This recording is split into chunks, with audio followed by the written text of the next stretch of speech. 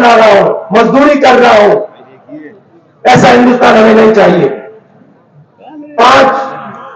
पांच सात लोग जो भी करना चाहते हैं कर लेते हैं। अरबपति है, लाखों करोड़ रुपए का उनको कर्जा है, जो भी बिजनेस उनको करना है कर लेते हैं।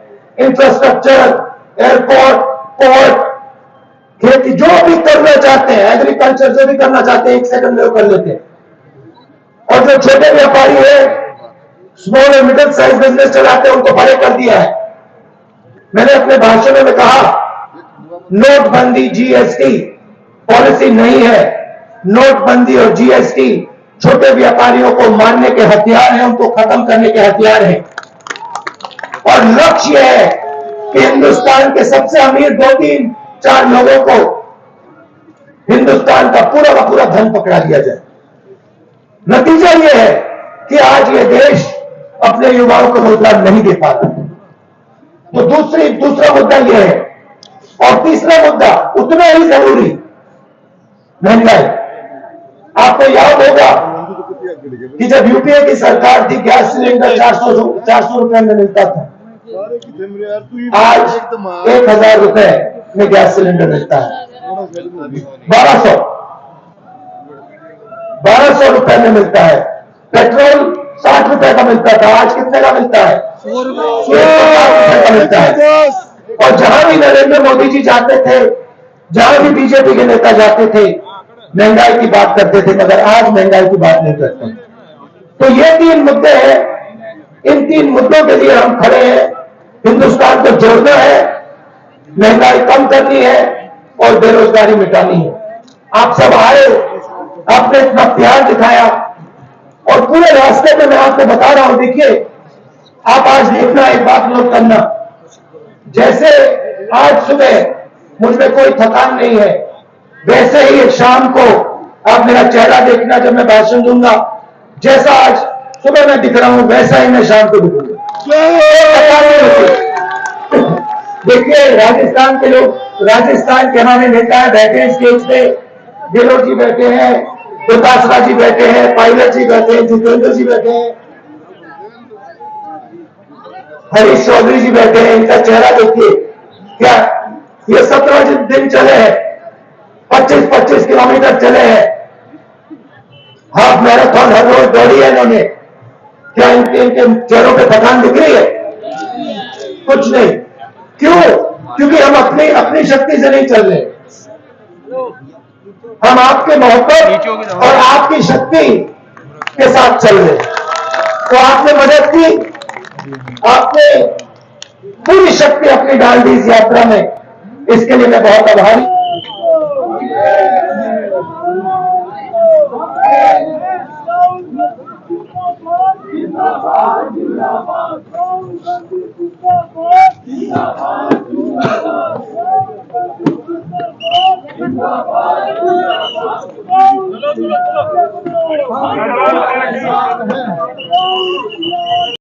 आज 105वां दिन है भारत जोड़ो यात्रा का और हम राजस्थान से हरियाणा में आए हैं।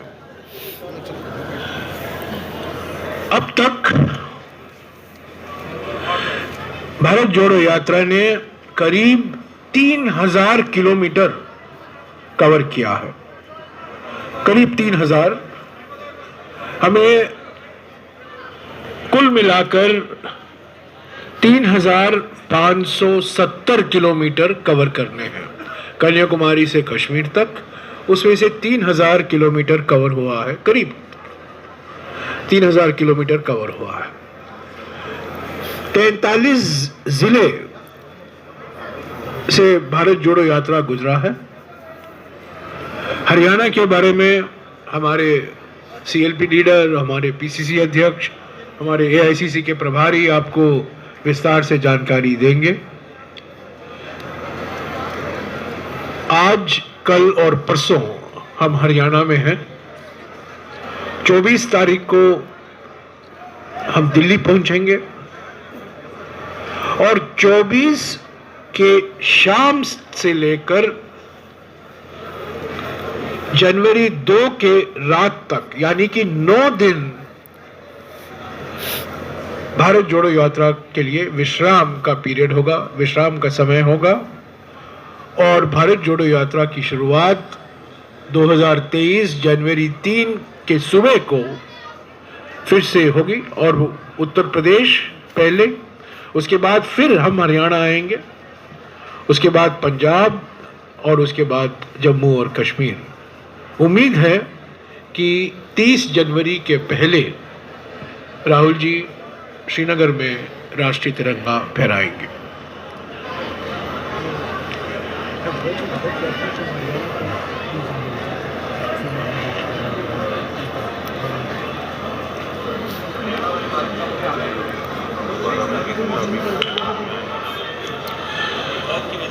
ओके, हम कल करवा देंगे। आज मैं इस प्रेस कॉन्फ्रेंस की शुरुआत में करना चाहता था, हरियाणा के जो भारत यात्री हैं, हमारे कुल मिलाकर कन्याकुमारी से 120 भारत यात्री निकले राहुल जी के साथ। इन 120 में से 11 हरियाणा के थे और मैं सभी 11 का आपका परिचय कराना चाहता था, पर आज कुछ देरी हुई है और थोड़ा कंफ्यूजन हुआ है। 11 बजे या 12 बजे कल करवाएंगे। कल सुबह ज़रूर आपकी मुलाकात मैं कराना चाहता हूं इन 11 भारत यात्रियों से। इन 120 भारत यात्रियों में 30% महिलाएं हैं और औसत आयु 38 साल की है और सभी भारत यात्री कन्याकुमारी से कश्मीर तक चले हैं। वास्तविक है कि मीडिया का ध्यान, पब्लिक का ध्यान राहुल जी पर है, पर राहुल जी के साथ साथ हमें भूलना नहीं चाहिए ये एक सामूहिक यात्रा है और ये भारत यात्री अलग अलग राज्यों से आते हैं, केरला से लेकर जम्मू और कश्मीर, गुजरात से लेकर मणिपुर, सभी राज्यों में हमारे जो कांग्रेस कार्यकर्ता हैं वो यहाँ भारत यात्री के रूप में आए हैं।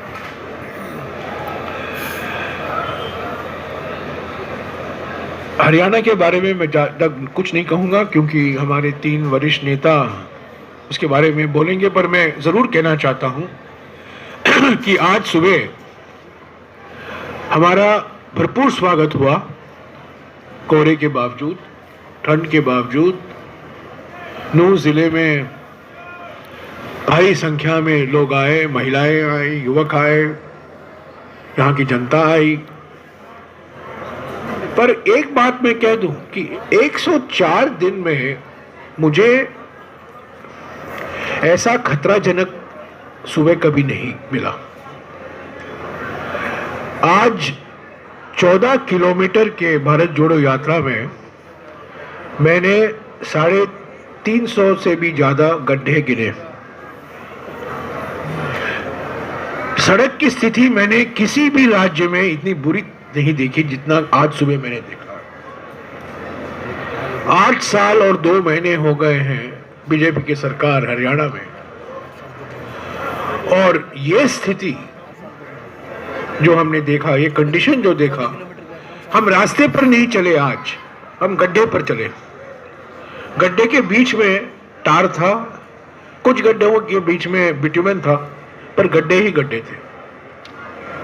और यहाँ मैंने देखा ये गड्ढे अलग अलग आकार के थे। एक गड्ढा हरियाणा का आकार था, एक गड्ढा भारत का आकार था,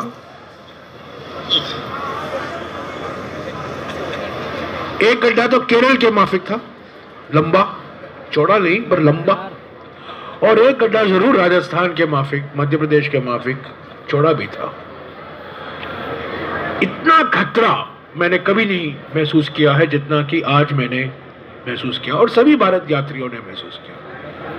पर हमारे लिए अब तसल्ली हुई कि जनता ने जो हमारा स्वागत किया, राहुल जी का, भारत जोड़ो यात्रा का या भारत यात्रियों का, हम गड्ढे को भूल गए, खतरे को भूल गए और हम चलते रहे 14 किलोमीटर करीब आज सुबह हम चले हैं और दोपहर को 9 किलोमीटर हम चलेंगे। रोज हम औसत के तौर से 23-24 किलोमीटर चलते हैं। तो मैं हुड्डा जी से, बाद में पीसीसी अध्यक्ष से और बाद में शक्ति सिंह गोयल जी से गुजारिश करूंगा आपको हरियाणा के बारे में विस्तार से जानकारी दें।